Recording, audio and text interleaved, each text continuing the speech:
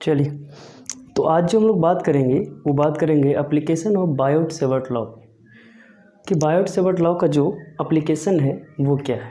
ठीक है,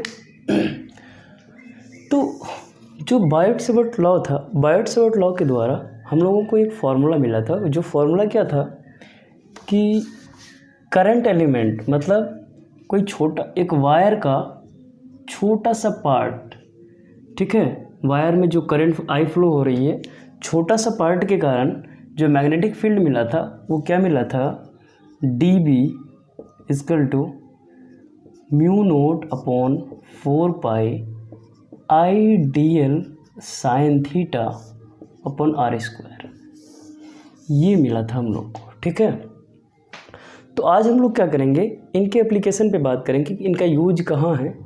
ये जो बायोट-सेवर्ट लॉ से जो हमें ये फार्मूला मिला है, ये फार्मूला को हम लोग कहाँ यूज कर सकते हैं और इनका यूज करके हम लोग किन किन टाइप के मैग्नेटिक फील्ड को कैलकुलेट कर सकते हैं। ठीक है, चलिए शुरू करते हैं अब। तो इसके लिए सबसे पहले हम लोग को एक डायग्राम चाहिए, और डायग्राम कैसा, डायग्राम कुछ इस टाइप का चाहिए। इधर बना लेते हैं डायग्राम। ये देखिए, ये है आपका क्या है, कंडक्टर, वायर है जिसमें करंट आई फ्लो हो रही है, एक वायर है जिसमें आई करंट फ्लो हो रही है। ठीक है, अब हुआ क्या कि हम लोग ये सोच रहे हैं कि ये वायर के कारण, क्योंकि हम लोगों को ये तो पता चल चुका है, अभी तक हम लोग क्या पढ़े थे, ऑरेस्टेट लॉ पढ़े थे। तो ऑरेस्टेट लॉ से हमें ये पता चला कि जो करंट कैरिंग कंडक्टर है, तो उसमें क्या होता है, कंडक्टर में, करंट कैरिंग कंडक्टर में क्या होता है, मैग्नेटिक फील्ड जनरेट होता है। ठीक है, तो ये हम लोग को मालूम हो गया है कि मैग्नेटिक फील्ड जनरेट हो गया है। लेकिन अब हम लोग ये चाह रहे हैं कि जो मैग्नेटिक फील्ड, ये जो मैग्नेटिक फील्ड है, इसका इफ़ेक्ट इस पॉइंट पे कितना होगा। एक कोई पॉइंट ले लिए, पॉइंट P, तो इसके कारण इसमें जो मैग्नेटिक फील्ड जनरेट हो रही है, यहाँ से यहाँ हो रही जनरेट, तो इस पॉइंट पर इसका कोई इफ़ेक्ट होगा या नहीं, हम लोग ये चेक कर रहे हैं। ठीक है, तो हम लोग ये मान लिए क्या कि वायर से ये डिस्टेंस जो है d है। ठीक है, और जो बायोट-सेवर्ट लॉ था, बायोट-सेवर्ट लॉ क्या था, बायोट-सेवर्ट लॉ ये था कि ये है आपका करंट एलिमेंट। ठीक है, यहाँ से एंगल थीटा, ठीक है, थीटा था, तो इसके लिए फॉर्मूला लिखा गया था dB = mu naught upon 4 IDL sin theta upon r²। ये जो r आप देख रहे हैं, ये r डिस्टेंस है। ये डिस्टेंस क्या है, ये डिस्टेंस है पॉइंट P, ये पॉइंट P से करंट एलिमेंट के बीच का डिस्टेंस।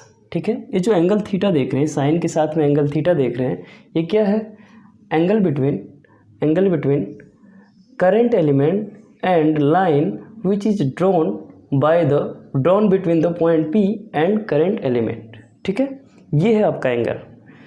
अब यह ध्यान से देखना है कि हम लोग ये चाह रहे हैं कि ये पूरा जो है, पूरा कंडक्टर है, इसका भी लेंथ मान लेते हैं L है, इसका भी लेंथ L है। ठीक है, यहाँ से यहाँ तक लेंथ क्या है, L है, L लेंथ का कंडक्टर है। और हम लोग ये मान लेते हैं कि ये जो एंगल है, ये एंगल क्या है, फाई है। क्या है, फाई है। तो हम लोग ये चाह रहे हैं कि A और B के कारण ये लेंथ AB से क्या है, लेंथ AB से जितना मैग्नेटिक फील्ड हो सकता है उतना मैग्नेटिक फील्ड हमें चाहिए। ठीक है, जितना ज़्यादा मैग्नेटिक फील्ड हो सके उतना ज़्यादा मैग्नेटिक फील्ड हमें चाहिए। तो देखिए, इसके लिए एक छोटा सा काम करना है। सबसे पहले हम यहाँ से tan थीटा को ले लेते हैं। tan थीटा को क्यों ले रहे हैं, इसके पीछे रीज़न है। tan थीटा इसलिए ले रहे हैं कि हम लोग जो है, ये जितना भी वेरिएबल देख रहे हैं, ये r देख रहे हैं वेरिएबल है, dl भी वेरिएबल है, और आपका sin थीटा ये खुद वेरिएबल है।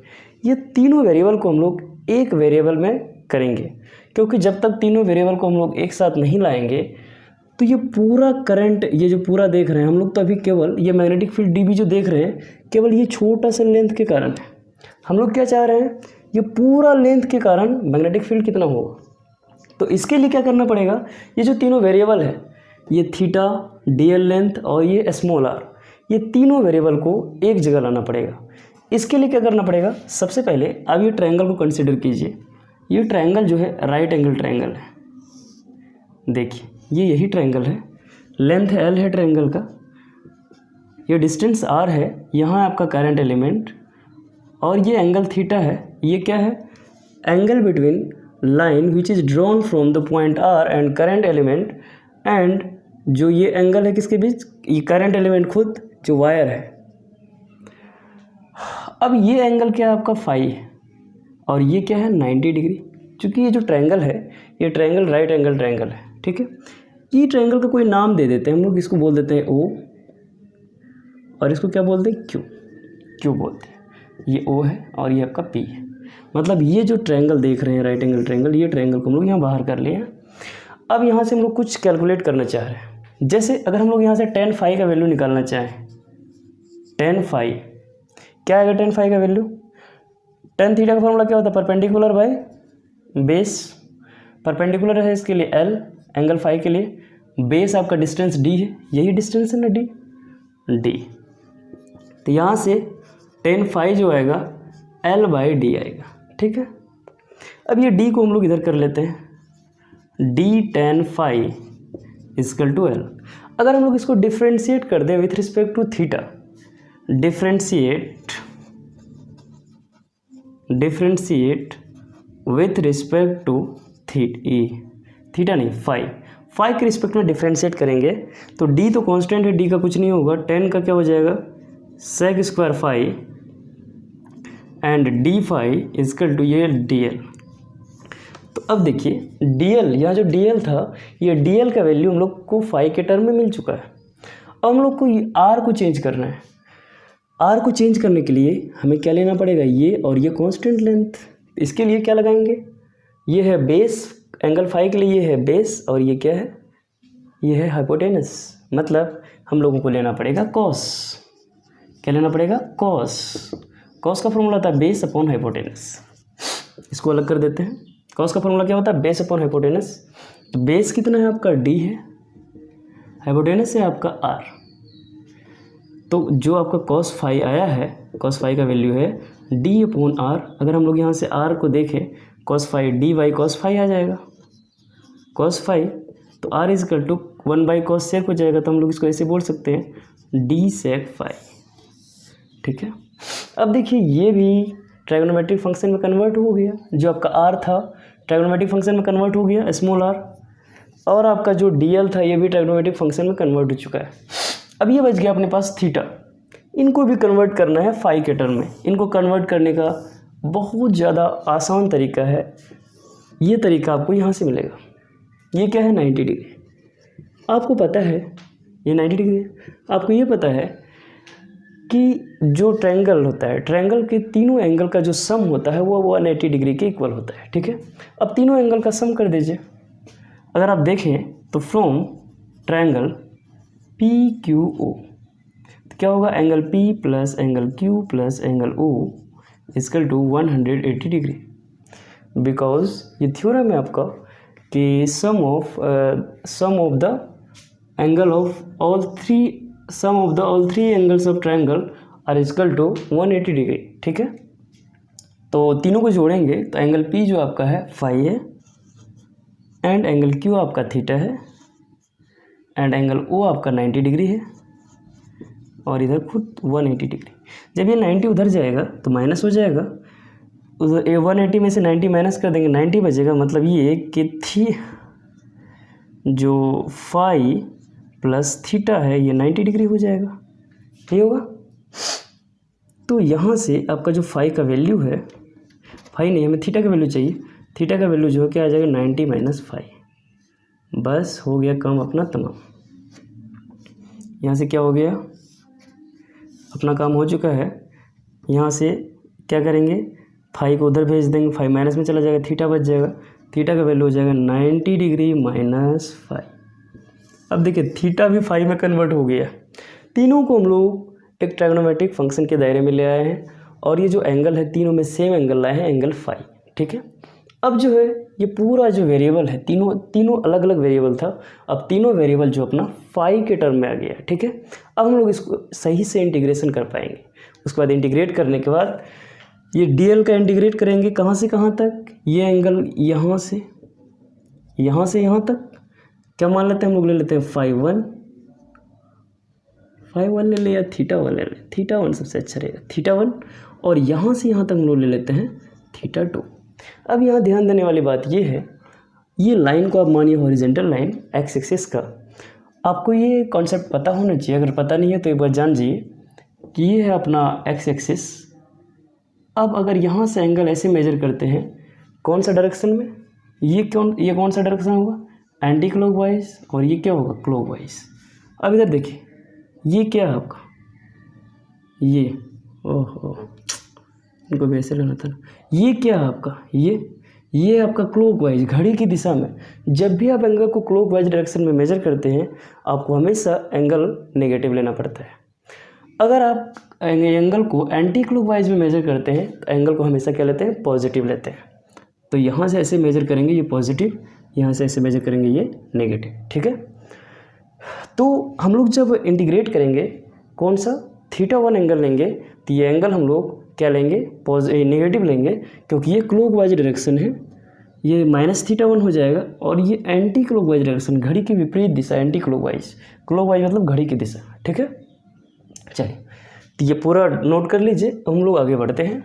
आगे क्या, अब पूरा के लिए मैग्नेटिक फील्ड हम लोग क्या मान लेते हैं, बी, ये कांस्टेंट को हटा के कुछ सी कर देते हैं, नहीं तो मैग्नेटिक फील्ड से मेजर करेगा, ये पॉइंट का नाम है सी, ठीक है। अब हम लोग इंटीग्रेट करते हैं इनको, इनके लिए पहले आपको ये पूरा लिख लीजिए आप। हम लोग क्या क्या कैलकुलेट किए हैं, सबसे पहले हम लोग कैलकुलेट किए हैं डीएल का वैल्यू हम लोग कैलकुलेट क्या किए हैं, डीएल इज इक्वल टू है d sec square phi and d phi. दूसरा आर का वैल्यू कैलकुलेट किए हैं डी सेक फाई। तीसरा हम लोग थीटा का वैल्यू कैलकुलेट किए हैं 90 माइनस फाई। हो गया, अपना काम खत्म, यही है बस। ये सब जो है, इस सब का निचोड़ हम तीनों को यहाँ लिखते हैं, ये तीनों ही सिर्फ हम लोग कैलकुलेट किए। देखिए यहाँ तीनों अलग अलग वेरिएबल है, तीनों को हम लोग फाई के टर्म में ला दिए, ठीक है। अब हम लोग ऐसा हम लोग क्यों किए, इसके पीछे रीज़न क्या है, क्योंकि जब हम लोग इंटीग्रेशन करते हैं, इंटीग्रेशन में जो है हम लोग का वेरिएबल सेम होना चाहिए, तभी इंटीग्रेशन हो पाएगा, नहीं तो इंटीग्रेशन नहीं होगा।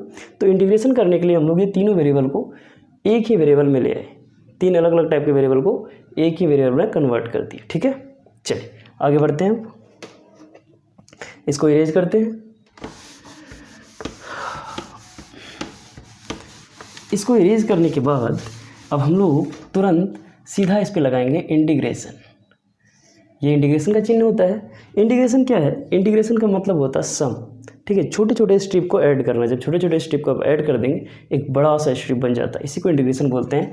इंटीग्रेशन का जो सिंबल एस से बना है, एस मतलब होता है सम, इसी से एस को ऐसे पकड़ के खींच दीजिए तो ये कुछ ऐसा बन जाएगा इंटीग्रेशन, ठीक है। रियल में हम लोग सम करते हैं, ऐड करते हैं अलग अलग स्ट्रिप को, ठीक है। अब देखिए ये मैग्नेटिक फील्ड कितना होगा, 0 से B, ये एंगल माइनस थीटा वन से थीटा टू पॉजिटिव। देख लीजिए हम पहले ही बोले थे एंटी क्लॉकवाइज नेगेटिव एंगल लेंगे, क्लॉकवाइज नेगेटिव एंगल लेंगे। जो थीटा वन है वो क्लॉकवाइज डायरेक्शन में देखिए मेजर हो रहा है, और थीटा टू एंटी क्लॉकवाइज, इसीलिए इसको पॉजिटिव ली, इसको नेगेटिव ली, ठीक है। आप समझ गए होंगे। अब आगे बढ़ते हैं, इसका इंटीग्रेशन करेंगे, सीधा आएगा B माइनस 0, ख़त्म। अब ये माइनस थीटा वन, ये है थीटा टू। इंटीग्रेशन में आपको पता होना चाहिए कि जो कांस्टेंट टर्म है उसको हम लोग बाहर कर देते हैं। इसके लिए पहले हम लोग अभी उस सबको कांस्टेंट बनाएंगे। म्यू नॉट आई कांस्टेंट है, अपॉन 4 पाई भी कांस्टेंट है। डीएल का वैल्यू हम लोग यहाँ लिख चुके हैं, डीएल है d sec square phi into d phi. DL के बदले हम लोग लिखेंगे d sec square phi into d phi.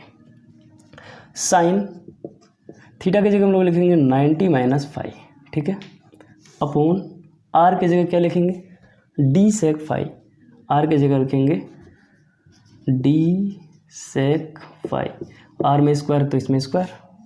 Constant को बाहर कीजिए, B is equal to mu naught I upon 4 pi constant है, ऊपर में बचा D sec square phi D phi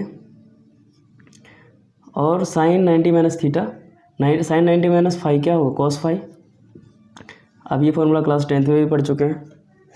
upon यहाँ क्या बच जाएगा आपका d square sec square phi गया, ये डी से डी गया, तो जो v का वैल्यू आया है वो आया mu naught I upon 4 pi D. यहाँ अपने पास बच गया है ये थीटा 1 थीटा 2, यहाँ बचा है कॉस फाई डी फाई, एक डी जो बचा था वो डी को हम बाहर ले आए। अब कॉस फाई का इंटीग्रेशन क्या होगा, इसका इंटीग्रेशन होगा minus theta 1 theta 2, cos phi का जो इंटीग्रेशन हो जाएगा ये सीधा होगा साइन फाई। ठीक है, अब जब ये वैल्यू आप रखेंगे तो आपके पास कुछ ये ऐसा फॉर्मूला मिलेगा। क्या मिलेगा, एक बार आपको इसको बोलते हैं अपर लिमिट, इसको बोलते हैं लोअर लिमिट। पहले हम लोग कैसे रखते हैं, अपर लिमिट, यहाँ फाई की जगह अपर लिमिट रखेंगे, फिर एक बार लोअर लिमिट रखेंगे। क्या होता है, साइन अपर लिमिट है phi to upper limit minus lower limit, sine lower limit में थीटा 1। ठीक है, तो यहाँ बाहर में कांस्टेंट जो है mu naught I upon 4 pi D. ठीक है,